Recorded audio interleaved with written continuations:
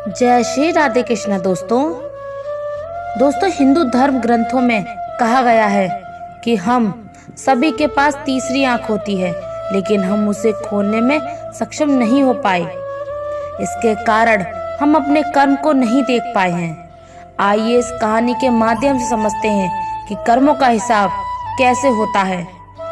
और अगर आपको हमारे यह वीडियो अच्छे लगे तो कमेंट सेक्शन में ज़रूर बताना। और अगर आप हमारे चैनल पर नए हैं तो चैनल को सब्सक्राइब ज़रूर कर लेना। स्वर्ग जाने का असली हकदार कौन है और नरक जाने का असली हकदार कौन है? वो कौन सा पाप है जिसे करने वाले मनुष्य को नरक जाने से कोई नहीं रोक सकता? आज इस वीडियो में हम आपको बताने का प्रयास करेंगे कि पूजा पाठ, दान धर्म, जप तप आदि प्रकार के करोड़ों पुण्य के काम करने के बाद भी कुछ मनुष्य नरक में ही क्यों जाते हैं, तथा अत्यधिक घोर पाप करने पर भी कुछ मनुष्य को स्वर्ग की प्राप्ति किस पुण्य के कारण मिलती है।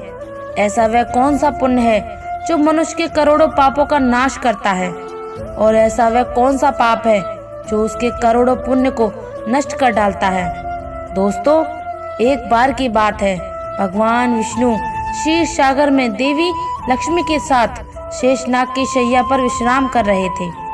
जल की लहरें शांत रूप से बह रही थीं और आकाश में एक दिव्य शांति फैली हुई थी। उसी समय देवर्षि नारद वहां उपस्थित हुए। उनके चेहरे पर चिंता की रेखाएं थीं। भगवान विष्णु ने उन्हें देखते ही कहा, आइए देवर्षि, क्षीर सागर में आपका स्वागत है। मैं आज किस प्रयोजन से पधारे हैं? अवश्य कोई महत्वपूर्ण समाचार लेके आए होंगे। नारद जी ने भगवान विष्णु को प्रणाम किया और बोले, हे प्रभु, मैं यमपुरी की यात्रा करके आ रहा हूँ। वहाँ मैंने एक अद्भुत घटना देखी जो मेरी समझ से परे है। मैंने देखा कि कुछ पुण्य आत्माएं नरक में जा रही थीं, जबकि कुछ पापी स्वर्ग में। ये देखकर मुझे बड़ा आश्चर्य हुआ। कृपया मुझे ये बताइए कि कौन नरक जाता है और कौन स्वर्ग, और ये कैसे तय होता है? भगवान विष्णु ने नारद जी की बात सुनकर मुस्कुराते हुए कहा, देवर्षि नारद, संसार के कर्मों का फल मनुष्य के आंतरिक उद्देश्य और विवेक पर निर्भर करता है।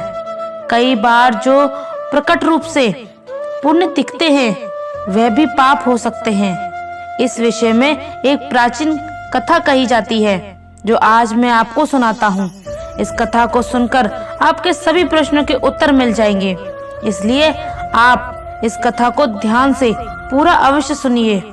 जो भी इस कथा का श्रवण करता है उसके कोटि कोटि पाप नष्ट हो जाते हैं और उसे विष्णु लोक की प्राप्ति होती है। देवर्षि कहते हैं, हे प्रभु, आपके मुख से इस कथा को सुनना मेरा सौभाग्य है। मैं इस कथा को ध्यान से पूरा सुनूंगा और उसका प्रचार करूंगा। फिर भगवान विष्णु नारद जी को वह कथा सुनाते हैं। यह कथा अत्यंत ज्ञानवर्धक है। इस कथा में मनुष्य द्वारा किए जाने वाले पाप और पुण्य का वर्णन किया गया है तथा उसके आधार पर मिलने वाली सजाएं के बारे में बताया गया है। प्रत्येक मनुष्य को यह कथा ध्यान पूर्वक सुननी चाहिए। आधा अधूरा ज्ञान घातक हो सकता है, इसलिए दोस्तों आप इस कथा को पूरा अवश्य सुनिए। तो चलिए आपको सुनाते हैं वह कथा। और इससे पहले अगर आपको हमारा ये वीडियो अच्छा लगे तो कमेंट सेक्शन में ज़रूर बताना। और अगर आप हमारे चैनल पर नए हैं तो चैनल को सब्सक्राइब ज़रूर कर लेना। वह कथा भगवान विष्णु कहते हैं, हे देवर्ष, पूर्व काल की बात है। मध्य देश में एक नगर में एक ही समय पर 5 मनुष्य की मृत्यु हो जाती है और वह सभी मृत्यु के पश्चात यमलोक में पहुंच जाते हैं। यमलोक पहुंचने पर वहां एक दृश्य देखकर वह सभी भयभीत हो जाते हैं। उनका अंग अंग कांपने लगता है। यमलोक में विशालकाय आकार वाले यमराज स्वर्ण से बने सिंहासन पर विराजमान होते हैं। उनके पास चित्रगुप्त बैठे होते हैं, जिनके पास सभी प्राणियों का लेखा जोखा रखा होता है। यम के दूत प्राणियों को आगे धकेल रहे होते हैं। कुछ मनुष्य जोर जोर से विलाप कर रहे होते हैं, जो कुछ मनुष्य अत्यंत प्रसन्न होकर चल रहे होते हैं। स्वर्ग के द्वार से सुंदर प्रकाश दिखाई पड़ रहा था। तो वहीं नरक के द्वार से धधकती हुई अग्नि की ज्वालाएं। इस भयानक दृश्य को देखकर वे पांचों एक दूसरे से बात करने लगते हैं और अपने पापों के विषय में चर्चा कर रहे होते हैं। उन 5 में से 4 लोगों ने अपने जीवन में बहुत पाप कर्म किए होते हैं और उन सभी को यह जान पड़ता है कि अब वह चारों ही नरक में जाने वाले हैं। उन चारों में एक चोर होता है, दूसरी वैश्या होती है, तीसरा विद्वान ब्राह्मण होता है, तो चौथा एक राजा का सैनिक होता है तथा 5वां एक धनवान किसान होता है। वह पांचों अपने अपने कर्म फलों को भुगतने के लिए तैयार होते हैं। फिर एक एक करके सभी पापी और पुण्य आत्माएं आगे चली जाती हैं। वह चारों एक दूसरे के पाप कर्मों के बारे में बताने लगते हैं। सबसे पहले वह चोर बोलने लगता है। उसकी आवाज कांप रही थी और उसके चेहरे पर गहरा पछतावा था। उसने गहरी सांस लेते हुए कहा, भाइयों, मेरा नाम हरीश है। मैं जानता हूँ कि मैंने जीवन भर बहुत पाप किए। मैंने दूसरों का धन चुराया, उन्हें तकलीफ दी और कभी कभी उनका जीवन भी बर्बाद कर दिया। मैं जानता था कि जो कर रहा हूँ वह गलत है, लेकिन मेरे पास कोई विकल्प नहीं था। परिवार भूखा था, मेरे पास कोई काम नहीं था और हर कोई मुझे धुतकारता रहता था। मैंने चोरी जो धन पाया उससे मैंने अपने परिवार का पेट भरा, पर अब मुझे इस बात का पछतावा है कि मैंने कितने लोगों को दुख पहुंचाया। अब यमराज मुझे दंड देंगे। मुझे डर है कि मुझे नरक की यातनाएं झेलनी पड़ेंगी। ये कहते हुए हरीश की आंखों में आंसू बहने लगे। उसकी आवाज थरथरा रही थी और उसका चेहरा अपराध बोध से भर गया। उसके बाद कामिनी, जो एक वेश्या थी, वो कहने लगी कि मैं अपनी व्यथा व्यक्त करने लगी। अपनी आवाज में भी दर्द और गिलानी थी। उसने गहरी उदासी के साथ कहा, मेरा नाम कामिनी है। मैं जानती हूँ कि शास्त्रों के अनुसार जो स्त्री कई पुरुषों से संबंध बनाती है, ऐसे नरक में भेजा जाता है, लेकिन मैंने ये सब जानबूझकर नहीं किया। जब मैं छोटी थी, एक दुष्ट व्यक्ति ने मुझे जबरदस्ती उठाकर वैश्या बना दिया। मेरी इच्छा नहीं थी ऐसा जीवन जीने की। मैं चाहती थी कि मैं किसी सम्मानजनक जीवन में होती, लेकिन मेरे पास कोई रास्ता नहीं था। मैंने ना चाहते हुए भी यह सब सहा जो मेरे साथ हुआ। अब मुझे नहीं पता कि मेरे इन पापों का क्या होगा। मुझे ये भी नहीं पता कि अगले जन्म में मुझे किस रूप में जन्म लेना पड़ेगा। मैं नरक जाने के लिए तैयार हूँ, क्योंकि मैंने जो कुछ किया उसकी कोई माफी नहीं हो सकती। कामिनी की आंखों से आंसू बहने लगे। उसकी आत्मा में गहरा दर्द था, मानो वह अपने पूरे जीवन का भार अपने कंधे पर महसूस कर रही हो। उसकी आंखों में वह पीड़ा झलक रही थी जिसे उसने सालों तक छुपाए रखा था। फिर सूरसेन, जो राजा का सैनिक था, उसने बोलना शुरू किया। उसकी आवाज भारी और उदास थी, मानो उसे अपने जीवन के पापों का एहसास हो रहा हो। उसने दुख भरे स्वर में कहा, भाई, मेरा नाम सूरसेन है। हम चारों में सबसे बड़ा पापी तो मैं ही हूँ। मैंने बहुत बड़े पाप किए हैं। मैं राजा का सिपाही था, इसलिए मैं लोगों पर जोर जबरदस्ती करता था। मैंने कितने के प्राण लिए हैं, न जाने कितने मासूम लोगों को सताया है, न जाने कितने निर्दोष लोगों को मेरे हाथों से दंड मिला है। यमराज मुझे कभी क्षमा नहीं करेंगे और मैं निश्चित ही नरक में जाऊंगा। लेकिन मैंने ये सभी पाप जानबूझकर नहीं किए। अपने प्राणों के भय से और परिवार के पालन पोषण के लिए मुझे पाप करने पड़े। हमारा राजा जो कहता था उसका पालन हमें करना पड़ता था। राजा के विरुद्ध भला कोई साधारण मनुष्य कैसे जा सकता है। ये सभी पाप करते हुए मुझे अत्यंत दुख भी होता था और मैं जानता था कि ये पाप करने से मुझे नरक की ही प्राप्ति होगी, किंतु परिवार के मोहवश होकर मैंने ये काम किया है। लेकिन पाप तो पाप होता है। आप पाप करके पश्चाताप करने का क्या फायदा, इसलिए मेरा नरक में जाना तो तय है। उसके बाद वह विद्वान पंडित बोलता है, भाई हम चारों में से सबसे बड़ा पापी तो मैं हूँ। तुम लोगों ने जो पाप किए हैं वे जाने अनजाने में किए हैं, या किसी ने तुमसे करवाए हैं, या मजबूरी में किए हैं। किंतु मैं तो विद्वान था, मैं सब सत्य असत्य जानता था, मुझे सच और झूठ का ज्ञान था, लेकिन फिर भी मैंने धन के लोभ में और ज्यादा पाप किए हैं। शास्त्र कहते हैं कि जो सब कुछ जानकर भी पाप करता है वह निश्चित ही नरक में गिरता है। मैंने अपने ज्ञान का दुरुपयोग किया है। मैंने अपने ज्ञान का उपयोग लोगों की सहायता के लिए नहीं, बल्कि धन कमाने के लिए किया है। मेरे घर की परिस्थिति अत्यंत गरीबी में थी। मेरे पिता भिक्षा मांगकर गुजारा करते थे, लेकिन मैंने अपने घर की गरीबी को दूर करने के लिए धन लेकर ज्ञान देने की चेष्टा की है। शास्त्र कहते हैं जो विद्वान ब्राह्मण अपने ज्ञान का दुरुपयोग करता है उसे निश्चित ही नरक में जाना पड़ता है। मैंने लोगों को ज्ञान देने के बदले से उनसे धन लिया है, कभी किसी को मुफ्त में ज्ञान नहीं दिया। इसलिए आप चारों में सबसे बड़ा पापी तो मैं ही हूँ और मुझे ही नरक जाना पड़ेगा। उसके चेहरे पर पश्चाताप की गहरी लकीरें साफ दिखाई दे रही थी।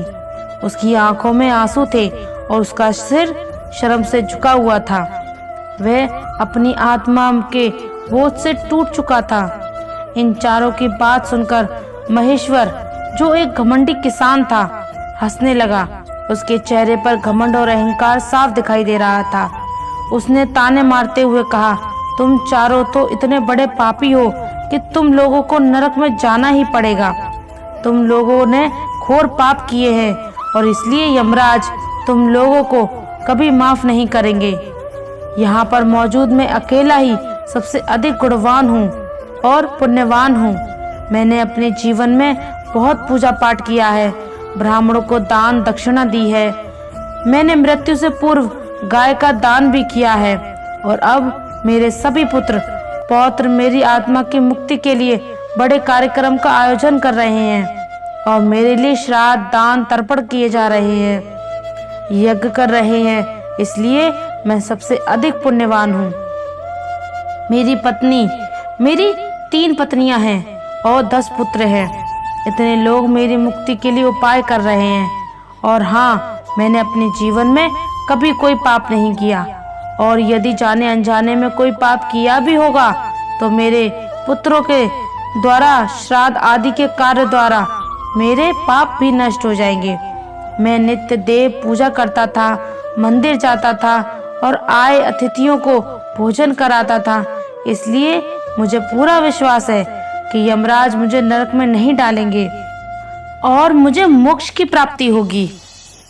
फिर वे पांचों धीरे धीरे आगे बढ़ने लगते हैं और जब उनका समय आता है तो उन पांचों के पाप और पुण्य के कर्मों का मूल्यांकन किया जाता है। सबसे पहले बारी आती है उस चोर की जिसका नाम हरीश था। हरीश का हिसाब किया गया। चित्रगुप्त ने उसके कर्मों का लेखा जोखा निकाला और यमराज ने उसका पाप पुण्य का मूल्यांकन किया। कुछ समय तक विचार करने के बाद यमराज ने निर्णय लिया कि हरीश को स्वर्ग का मार्ग प्राप्त होगा। यह सुनकर हरीश आश्चर्यचकित हो गया। उसकी आंखों को विश्वास नहीं हो रहा था कि उसे स्वर्ग में स्थान मिलेगा। वह प्रसन्नता से स्वर्ग के द्वार की ओर बढ़ गया। उसके बाद कामिनी की बारी आई। चित्रगुप्त ने उसके कर्मों का लेखा जोखा निकाला और यमराज ने उसके पाप पुण्य का मूल्यांकन किया। कुछ देर तक विचार करने के बाद उसके पाप पुण्य का मूल्यांकन करके यमराज उसे भी स्वर्ग में जाने के लिए कहते हैं। यह सुनकर कामिनी की आंखों में आंसू आ गए। उसे यकीन नहीं हो रहा था कि उसकी इतनी बड़ी गलती के बाद भी उसे स्वर्ग के स्थान मिलेगा। वह आभार से भरी हुई बिना कुछ कहे स्वर्ग के द्वार की ओर चल पड़ी। फिर तीसरी बारी आती है उस सिपाही की जिसका नाम सूरसेन था। चित्रगुप्त ने उसके भी कर्मों का हिसाब किया और यमराज ने उसका पाप पुण्य का मूल्यांकन किया। कुछ देर विचार करने के बाद यमराज ने उसे भी स्वर्ग में भेजने का आदेश दिया। सूरसेन के चेहरे पर एक मिश्रित भाव था, पछतावा और प्रसन्नता। उसने अपने जीवन में किए गए पापों का दुख महसूस किया, परंतु वह भी प्रसन्न के साथ स्वर्ग की ओर चल पड़ा। फिर चौथी बारी आती है उस विद्वान ब्राह्मण की, जिसका नाम वाचस्पति था। चित्रगुप्त उस ब्राह्मण के कर्मों का लेखा जोखा निकालते हैं और कुछ देर तक विचार करते हैं। फिर यमराज उस ब्राह्मण को भी स्वर्ग में जाने के लिए कहते हैं। ब्राह्मण को भी यह निर्णय निश्चित चकित कर रहा था, परंतु उसने उसे स्वीकार किया और वह भी स्वर्ग की ओर बढ़ गया। उन चारों को स्वर्ग में जाता देख वह धनवान किसान बहुत दुखी और क्रोधित हो जाता है। वह सोचने लगता है कि ये कैसे न्याय है, इन पापियों को स्वर्ग जाने का मौका मिल रहा है, फिर मैंने तो पुण्य के काम किए हैं, उनका क्या? पापी और पुण्यवान एक ही जगह पर डाले जाएंगे तो पुण्य करने का फायदा ही क्या? फिर उस धनवान किसान को यम के दूत जोर से धकेल देते हैं और कहते हैं, अरे पापी, तू आगे चल, तुझे नरक में डाला जाएगा, यमराज मुझे माफ नहीं करेंगे। यह सुनकर वह धनवान किसान भयभीत हो जाता है और कहने लगता है, मैं तो स्वर्ग में जाऊंगा, मैंने कोई पाप नहीं किया है। वहीं वह धनवान किसान यमराज के सामने आकर खड़ा हो जाता है। चित्रगुप्त उसके कर्मों का लेखा जोखा देखते हैं, उसके पाप पुण्य के कर्मों का मूल्यांकन करते हैं। उसके पाप का पलड़ा भारी हो जाता है और यमराज उस धनवान किसान से कहते हैं, अरे दुष्ट, तूने तो बहुत बड़ा अपराध किया है, तू तो नरक में जाने के योग्य ही नहीं। इतना सुनते ही वह किसान थरथरा कांपने लगा और यमराज से कहता है, हे धर्मराज, ये अन्याय है, मैंने तो जीवन में कोई पाप नहीं किए और पुण्य ही किए हैं, आप मुझे नरक में क्यों डाल रहे हैं? और मुझसे पहले जो चोर गए थे और जो घोर पापी थे, उन्होंने बड़े बड़े पाप किए और अपराध भी किए, उन्हें तो आपने स्वर्ग में डाल दिया। अब आप ऐसा अन्याय मेरे साथ क्यों कर रहे हैं? अगर ऐसा अन्याय होगा तो भला कौन सा मनुष्य धरती पर पुण्य करेगा? फिर यमराज कहते हैं, अरे पापी, तूने तो पाप किया है, वह तो उन चोरों ने पापों के सामने कुछ भी नहीं किया। तेरे एक पाप के कारण तेरा सारा पुण्य नष्ट हो गया। यदि तूने यह पाप नहीं किया होता तो तू स्वर्ग में जा सकता था, लेकिन तूने यह पाप जानबूझकर किया है, इसलिए तुझे नरक में अवश्य जाना पड़ेगा। यमराज ने कहा, हरीश ने अपने जीवन में चोरी की थी, परंतु उसने कभी किसी गरीब या निर्दोष व्यक्ति के घर चोरी नहीं की। वह केवल उन लोगों के घर चोरी करता था जो अमीर और अहंकारी थे। उसने अपने द्वारा चुराए गए धन का अधिकांश हिस्सा गरीबों और भूखों को भोजन कराने में खर्च किया। हरीश का हृदय दयालु था और उसने अपने जीवन में कई भूखों को अन्न और पानी दिया। उसके ये पुण्य उसके पापों से बड़े थे, इसलिए उसे स्वर्ग का मार्ग प्राप्त हुआ। यह सुनकर महेश्वर के सिर झुक गया, उसकी आंखों से पछतावा दिखने लगा, लेकिन यमराज ने उसे अधिक समय दिए बिना आगे कहा। यह कामनी वैश्या थी, परंतु उसने ये पाप जानबूझकर नहीं किया, उसे जबरन वैश्यावृत्ति में धकेला गया था। लेकिन उसने अपने जीवन के अन्य समय में पशु पक्षियों और बेसहारा जानवरों की सेवा की। उसने हर रोज पक्षियों को दाना डाला और घायल जानवरों की देखभाल की। उसकी आत्मा में करुणा थी और उसके ये पुण्य उसके जीवन के पापों से अधिक थे, इसलिए उसे भी स्वर्ग में स्थान मिला। फिर यमराज ने कहा, उस सिपाही सूरसेन ने अपने जीवन में अनगिनत लोगों के प्राण लिए, परंतु वह अपने राजा के आदेशों का पालन कर रहा था। उसने कई बार अपनी आत्मा को यह समझाने की कोशिश की कि जो वो कर रहा है वह गलत है, लेकिन अपने परिवार की सुरक्षा और पेट पालने के लिए उसने ये सब काम किए। परंतु इसके बावजूद उसने कई बेसहारा लोगों की सहायता की। उसने कई बार गरीबों को भोजन कराया और अपने पापों का प्रायश्चित भी किया, इसलिए उसके पुण्य उसके पापों से अधिक निकले और उसे भी स्वर्ग प्राप्त हुआ। महेश्वर अब और भी अधिक शर्मिंदा हो गया। उसकी आंखों में पश्चाताप के आंसू थे, लेकिन यमराज ने उसे अपने अंतिम निर्णय के लिए तैयार किया। यमराज ने कहा, उस ब्राह्मण ने अपने ज्ञान का दुरुपयोग किया था। उसने धन के लोभ में आकर अपने शास्त्रों का ज्ञान व्यापार किया, परंतु उसने अपने जीवन में कभी किसी को मुसीबत में नहीं छोड़ा। उसने निर्धनों की सहायता की, गौ सेवा की और अपनी विद्या के माध्यम से कई लोगों का उद्धार किया। उसके ये पुण्य उसके पापों से बड़े थे, इसलिए उसे भी स्वर्ग का मार्ग प्राप्त हुआ। इतना सुनकर वह धनवान किसान बोलता है, हे धर्मराज, इन चारों ने जो भी पुण्य किए वह तो मैंने भी किए हैं, बल्कि उनसे ज्यादा किए हैं। फिर भी मैंने ऐसा कौन सा पाप किया है जो मुझे नरक में भेजा जा रहा है। यमराज कहते हैं, हे दुष्ट, याद कर, तूने उस अबला विधवा नारी पर गलत लांछन लगाया था कि उसने तेरे घर पर चोरी की है। इसके साथ ही तूने उसके ऊपर कई अन्य गलत लांछन लगाए थे। उसे व्यभिचारिणी और वैश्य कहकर उसके चरित्र का हनन किया था और राजा ने तुझे से समझाकर उस अबला विधवा नारी को मृत्यु दंड दे दिया था। महेश्वर, तूने जीवन में कई पुण्य किए, परंतु एक पाप ने तेरे सारे पुण्य को नष्ट कर दिया। तेरा झूठा आरोप जो तूने निर्दोष स्त्री पर लगाया, उसने उसकी जान ले ली। वह तेरे सारे पुण्य का विनाशक बना। मनुष्य के पुण्य और पाप दोनों ही उसके कर्मों का फल होते हैं, लेकिन दूसरों पर झूठे आरोप लगाने का पाप सबसे बड़ा होता है और उसका प्रायश्चित नहीं हो सकता। इसलिए तुझे नरक जाना होगा।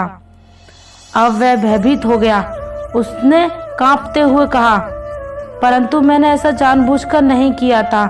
मुझे नहीं पता था कि मेरे इस आरोप से उसकी मृत्यु हो जाएगी। मैं केवल अपने धन की रक्षा कर रहा था। यमराज कहते हैं, अरे पापी मनुष्य, ब्रह्म हत्या, चोरी, मंदिरापान आदि प्रकार के घोर पापों से भी प्रायश्चित करके मुक्त हो सकता है, किंतु तू दूसरों पर गलत लांछन लगाने पर कोई प्रायश्चित नहीं है। जो दूसरों पर गलत आरोप लगाता है और सत्य जानबूझकर झूठ बोलता है, वह सबसे बड़ा पापी है। उसके द्वारा किए गए सभी पुण्य नष्ट हो जाते हैं। इसलिए तूने जितने भी पुण्य किए हैं, वह सभी उस एक पाप के कारण नष्ट हो गए। उसकी आंखों से आंसू बहने लगे। उसकी आवाज कांप रही थी जब उसने कहा, हे धर्मराज, मैंने अपने जीवन में अनेकों दान दिए, देवताओं की पूजा की, ब्राह्मणों की सेवा की, परंतु ये एक पाप जिसे मैंने सोचा भी नहीं था कि इतना बड़ा होगा। मेरे सारे पुण्य नष्ट हो जाएंगे। क्या कोई प्रायश्चित नहीं है जिससे मैं इस पाप से मुक्त हो सकूं? यमराज ने उसे कठोरता से देखा और कहा, नहीं, तुमने अपने जीवन में उस निर्दोष स्त्री पर जो आरोप लगाए थे, उनका परिणाम यह है कि तुम्हारे पुण्य सभी नष्ट हो गए। अब तुम्हें नरक की यातनाओं का सामना करना पड़ेगा। फिर यमराज यमदूत से कहकर उस पापी किसान को नरक ले जाने का आदेश देते हैं। यमराज के इस कठोर निर्णय से टूट चुका था। वह रोता हुआ, बिलखता हुआ यमदूतों द्वारा नरक की ओर ले जाया गया। उसके मन में केवल पछतावा और गिलानी ही थी। हे देवर्षि, इस प्रकार से उन चारों ने पाप करके भी स्वर्ग की प्राप्ति की, किंतु उस किसान ने जघन्य अपराध किया था। किसी अबला स्त्री पर गलत लांछन लगाकर उसका चरित्र हनन किया। एक स्त्री सदा ही पूजनीय होती है। जो भी पुरुष स्त्री पर गलत आरोप लगाता है, उसे महापाप लगता है। दोस्तों, कभी किसी स्त्री की दुर्बलता का फायदा नहीं उठाना चाहिए। पराई स्त्री को सदैव ही माता समझना चाहिए। जो पराई स्त्रियों पर गलत दृष्टि डालता है, उसे पाप ही लगता है। उसे नरक में जाना ही पड़ता है। जिस प्रकार जिस घर में नारी का सम्मान नहीं होता, ऐसा घर हर पल अपने यश वैभव को खो देता है। जीवन का एक सत्य, स्त्री का पल पल अपमान करने से मनुष्य के भाग से लक्ष्मी कोसों दूर चली जाती है। मनुष्य को कभी सत्य का मार्ग नहीं छोड़ना चाहिए। सत्य के मार्ग पर चलकर ही स्वर्ग की प्राप्ति होती है। असत्य का साथ देने से मनुष्य के सभी पुण्य भी नष्ट हो जाते हैं। जीवन में जो कुछ भी हम भोगते हैं वह हमारे कर्म का ही फल है। इससे में ईश्वर का कोई दोष नहीं होता। अगर हमने कभी किसी का बुरा नहीं किया और ना ही किसी का बुरा चाहा है तो दिल कभी नहीं रोएगा, क्योंकि कर्मा कभी नहीं सोता। तुम जो भी कर्म प्रेम और सेवा की भावना से करते हो वह तुम्हें परमात्मा की ओर ले जाता है। जिस कर्म से घृणा छुपी होती है वह परमात्मा से दूर ले जाता है।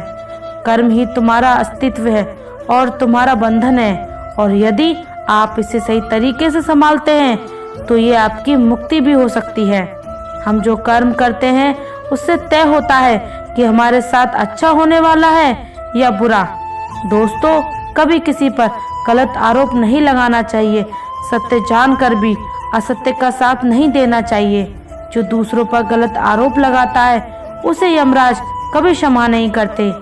इस प्रकार कहानी में आपको ये शिक्षा मिलती है कि सत्य, न्याय और करुणा का पालन करना कितना महत्वपूर्ण होता है, अन्यथा उसके विपरीत कर्मों का परिणाम घातक हो सकता है। मुझे सुनने के लिए धन्यवाद। दोस्तों, मिलते हैं अगली वीडियो में एक नई सीख के साथ। और अगर आप हमारे चैनल पर नए हैं तो चैनल को सब्सक्राइब कर लीजिए। धन्यवाद। जय श्री राधे कृष्णा।